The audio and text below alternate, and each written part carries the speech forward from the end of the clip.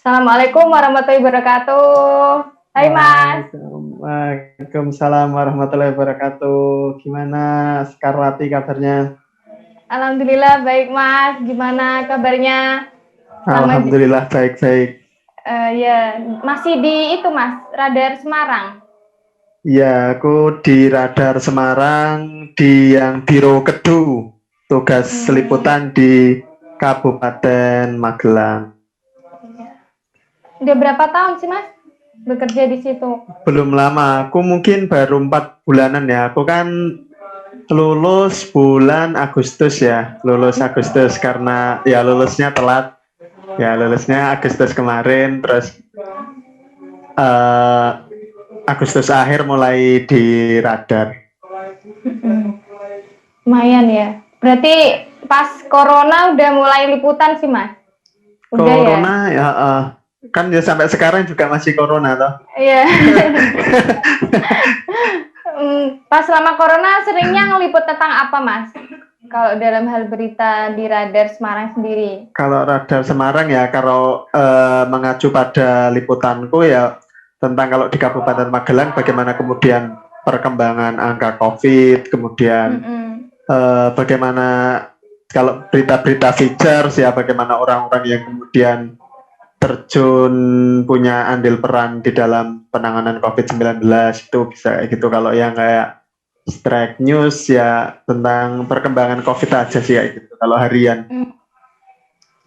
Campur ya Mas, berarti ada strike newsnya, ada berita featuresnya juga. Terus iya terkait tema ya, kalau tema yang saya usung tuh terkait bagaimana masyarakat itu menyikapi berita seputar COVID. Kalau ada beberapa berita terus artikel yang beredar Mas itu banyak sekali kayak berita informasi seputar kayak COVID tapi hoax itu loh, belum tentu kebenarannya. Terutama yang sempat kemarin itu booming masalah obatnya yang ada vaksin. Orang yang mengaku ya vaksin, dia mengaku menemukan vaksin sampai seorang musisi pun mempercayai itu. Itu kan kenapa media langsungan percaya dengan hal itu kan? Itu belum tentu pakar atau gimana ya. Itu bagaimana menurut pandangan Mas Lukman sendiri sebagai wartawan gitu? Kalau menurutku memang apa ya, masalah COVID ini menjadi masalah yang pelik juga ya, sehingga kemudian dalam menyajikan sebuah berita kayak wartawan juga harus, bagi saya harus berimbang kayak gitu. Oke, ada beberapa hal yang kemudian di COVID apa ya bisa kita kritik, terutama misalkan terkait vaksinasi, bagaimana kemudian pas awal itu memunculkan vaksin Sinovac yang kemudian saat itu belum uji klinis itu kan kayak gitu kan, memang saat itu menimbulkan pro dan kontra di masyarakat. Tapi kemudian apa ya, kita jangan kemudian mengambil hanya kemudian kita kritik saja, tapi kemudian ada apa ya, sekarang bagaimana sih penerapannya kayak gitu. Ternyata toh sampai hari ini juga belum ada yang apa ya, kemudian setelah vaksinasi ya di beberapa, kalau Jawa Tengah ada di beberapa kabupaten, termasuk Kabupaten Magelang kemarin kayak gitu, ternyata toh baik-baik saja kayak gitu. Kalau vaksin kan memang bukan obat ya, bukan obat yang kemudian orang langsung bisa sembuh kayak gitu, hanya kemudian bagi saya apa ya, imun kayak gitu ya, hanya kemudian imun saja seperti itu ya. Harus kemudian menyikapi dengan secara berimbang lah. Ternyata banyak kemudian cerita-cerita menarik dalam COVID ya, tadi misalkan ada orang yang misalkan apa ya, dengan sukarela menjadi pengubur jenazah dan lainnya tanpa dibayar kayak gitu. Ada hal-hal yang kemudian bisa membangkitkan optimisme bahwa COVID ini bisa kita lawan seperti itu. Oh ya, terus terkait berita yang beredar itu kan banyak masyarakat yang mempercayainya, bahkan ada informasi terkait ada apa ya, alat penangkal COVID yang dikalungin sampai ada yang mempercayai hal itu. Baiknya masyarakat tuh bagaimana bisa memilih apa ya, informasi terutama terus media itu yang benar tuh bagaimana sih Mas? Kalau bagi saya lebih ke rasional ya, lebih rasional bagaimana kemudian misalkan karena ini memang penyakit baru ya, kemudian memang menjadi gejolak di masyarakat ya. Ya silahkan orang kemudian menanggapi, orang ada yang kemudian punya perspektif tentang apa kalung anti covid dan lainnya itu atas perspektifnya sendiri ya, kemudian tapi jangan kemudian itu menjadi menyesatkan publik bahwa seakan-akan kita tidak butuh vaksin tapi kemudian butuh kalung itu tadi kayak gitu. Nah itu bagi saya harus cerdas juga masyarakat, apalagi di era sekarang ya, informasi semakin membanjiri media sosial ya. Seorang apa ya, nggak hanya kemudian media-media mainstream saja, sekarang orang pun bisa membuat media, cukup beli domain, beli buat blog dan lainnya, muncul media-media baru yang kemudian misalkan belum terverifikasi di Dewan Pers, kepercayaannya belum dapat apa ya dipertanggungjawabkan. Nah itu harus kemudian hati-hati. Bagi saya masyarakat harus semakin cerdas ya itu sebagai konsumen.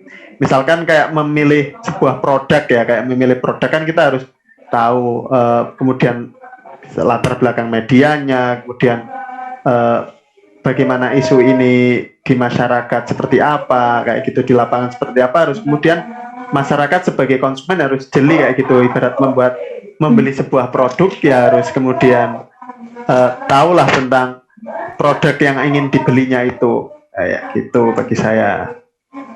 Iya, itu kan nggak banyak masyarakat yang paham ya Mas terkait apa ya bagaimana membedakan berita yang hoax sama yang enggak, yang berita yang sebenarnya. Itu bagaimana tips-tipsnya untuk apa ya itu apa ya istilahnya membenarkan berita itu bukan hoax gitu loh. Bagaimana masyarakat itu bisa memilih berita yang benar-benar benar, nggak abal-abal gitu. Itu dari apanya, ada ciri-cirinya nggak Mas?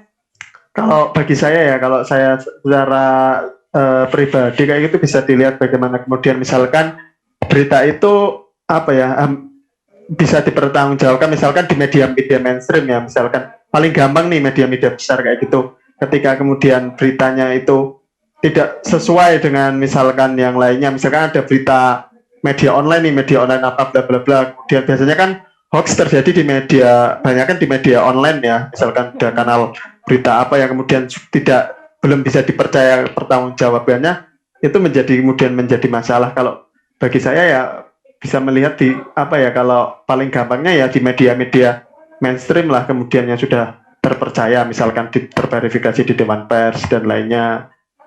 Ya memang kadang juga media-media mainstream pun bisa jadi miskomunikasi dalam kemudian menyampaikan sebuah berita dan lainnya, itu ya bisa jadi, sehingga kemudian masyarakat ya harus cerdas juga melihat apa ya perkembangan situasi COVID di masyarakat di sekitarnya seperti itu. Kalau bagi saya paling gampang ya tadi bisa melihat di kemudian berita-berita di apa ya media-media mainstream yang kemudian bisa dipertanggungjawabkan kebenarannya. Biasanya apa ya, kalau pemberitaannya pun hampir sama ketika COVID, misalkan terkait vaksinasi seperti apa, terkait bagaimana kemudian vaksin Sinovac ini seperti apa, sebenarnya media-media mainstream hampir sama kayak gitu. Oh ya Mas, terkait apa ya selanjutnya itu apa sih dampak ya yang paling penting masyarakat itu adanya COVID itu lebih merasa takut atau gimana kalau menurut pandangan Mas Lukman sendiri?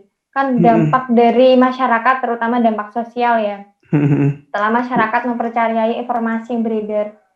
Ya itu bagaimana kemudian terutama kemudian di kalangan misalkan menyebar di grup-grup keluarga itu yang sering ya, kemudian di WA kemudian mak-mak dan lainnya, itu yang kemudian menjadi permasalahan ketika misalkan berita yang tidak bisa dipertanggungjawabkan kebenarannya akhirnya membuat takut orang, misalkan untuk vaksinasi bisa ini bla bla bla ya, meskipun memang masih apa ya kontra juga, masih ya memang ini kan uji klinis tahap 3 ya sekarang ya kayak gitu, ini masih awal ya, menurut saya pra kontra ada biasa, tapi kemudian untuk selalu menakut-nakuti bahwa ini bla bla bla bla bla dengan narasi-narasi yang menakutkan ya juga apa ya tidak bagus juga, harus kemudian berimbang lah kayak gitu. harus berimbang juga dalam menyajikan berita pun apa ya, bagi saya seorang wartawan ya harus kemudian berimbang, ada sisi-sisi yang lain. Oke lah, kita kebijakan COVID dikritik dan lainnya, tapi kemudian ada berita-berita menarik misalkan yang kemudian membangun optimisme masyarakat dalam menghadapi COVID-19 ini. Misalkan tadi ada orang yang sembuh lewat TikTokan, atau kemudian ada kemudian yang penggali kubur itu kemudian ternyata apa ya, dia yang memakamkan toh nyatanya sehat-sehat saja, kemudian tidak membuat parno seorang jenazah COVID yang kemudian dulu kan menjadi ketika akan dikuburkan dan dikuburkan di tengah masyarakat banyak yang menolak, kemudian banyak di apa ya, diasingkan dan lainnya, toh nyatanya masih ada orang-orang yang kemudian bisa membangkitkan semangat masyarakat dalam menghadapi COVID ya. Kalau misalkan penggali kubur itu tadi yang sudah menguburkan yang di Semarang itu, yang dulu saya liputan di TPU Jatisari ya.